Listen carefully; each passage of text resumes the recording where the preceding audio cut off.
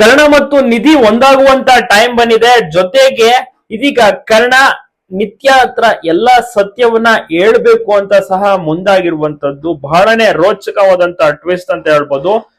ಈಗ ನಿತ್ಯ ಮತ್ತೆ ನಿಧಿ ಅಕ್ಕ ತಂಗಿ ಅವರಿಗೇನೆ ವಿಚಾರ ಗೊತ್ತಿರೋದಿಲ್ಲ.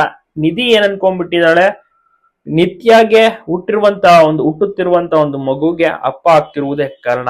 ಸೊ ಇಷ್ಟು ಬೇಗ ಹೇಗೆ ಯಾವ ರೀತಿ ಮಗು ಆಗ್ತಾ ಇದೆ ಅಂತೆಲ್ಲ ಒಂದು ರೀತಿಲಿ ಆಶ್ಚರ್ಯ ನಿಧಿಗೆ. ಸೊ ಹೀಗಾಗಿ ಏನಾಗ್ಬೋದು ಮುಂದೆ, ಕರ್ಣ ನಿಜವಾಗ್ಲೂ ಕೂಡ ಯಾವಾಗ ಸತ್ಯವನ್ನ ಹೇಳಕ್ಕೆ ಮುಂದಾಗ್ತಾರೆ ಎಲ್ಲವನ್ನೂ ಕೂಡ ಜನರು ವೈಟ್ ಮಾಡ್ತಿದ್ರು. ಆದ್ರೆ ಇದೀಗ ಆ ಕನಸು ಕೂಡ ಒಂದು ಸಾಂಗ್ ಕೂಡ ಬಂದು ಮತ್ತೆ ಆ ಸಾಂಗಿನಲ್ಲಿ ಮತ್ತೆ ಒಂದು ಕನಸಿನಲ್ಲಿ ಪ್ರಪೋಸ್ ಸಹ ಮಾಡ್ತಾರೆ. ಎಲ್ಲ ಸತ್ಯವೂ ಕೂಡ ಗೊತ್ತಾಗಿ ಹೇಳಾಗುತ್ತೆ.